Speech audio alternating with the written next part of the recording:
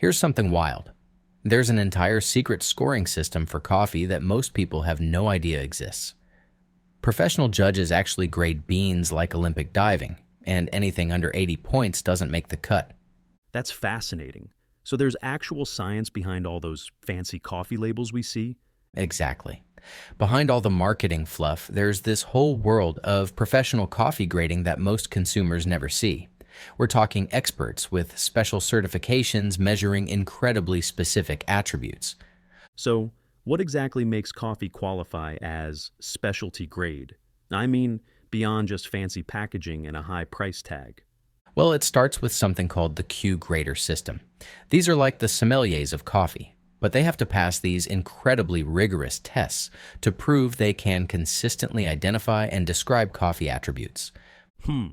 So, it's not just someone with a refined palate and an Instagram following? Not even close. These professionals evaluate everything from aroma to acidity on a 100-point scale. And here's what's fascinating. Before the coffee even gets to that stage, the raw green beans have to pass this super strict physical inspection. What kind of inspection are we talking about? So in a 300-gram sample, you can't have more than 5 full defects. They're looking for things like broken beans, insect damage, unripe beans. They call those Quakers. Even tiny foreign objects. It's incredibly detailed. That's way more scientific than I expected. But does all this technical stuff actually matter to regular coffee drinkers? You know what's interesting? All this technical evaluation actually helps take some of the snobbery out of coffee. Because when it's done right, you're separating, is this objectively good coffee from, do I personally enjoy this coffee? Oh, that's an interesting way to look at it. Like, how a perfectly cooked piece of fish might still not be your thing if you just don't like fish. Exactly. And this leads us to some really common myths about specialty coffee that drive experts crazy.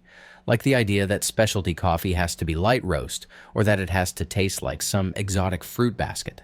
Well, now I'm curious. What should people actually look for when buying coffee? I've got a simple checklist that anyone can use.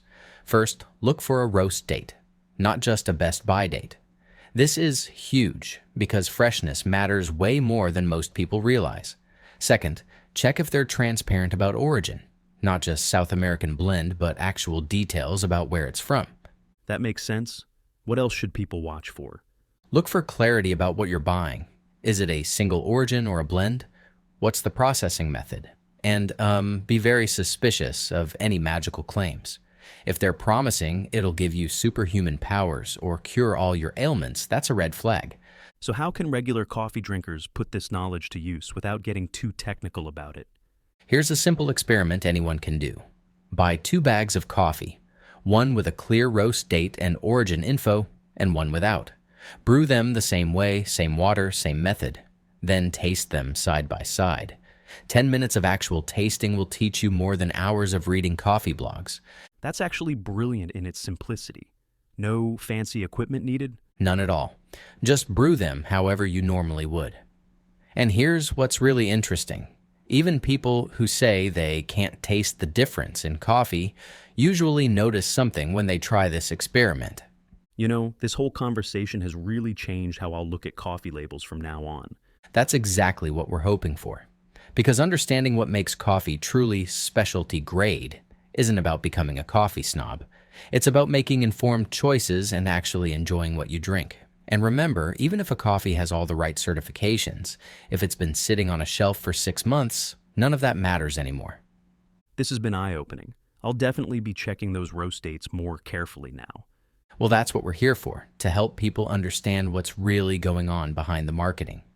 Next time you're staring at coffee bags in the store, you'll know exactly what to look for, and more importantly, why it matters.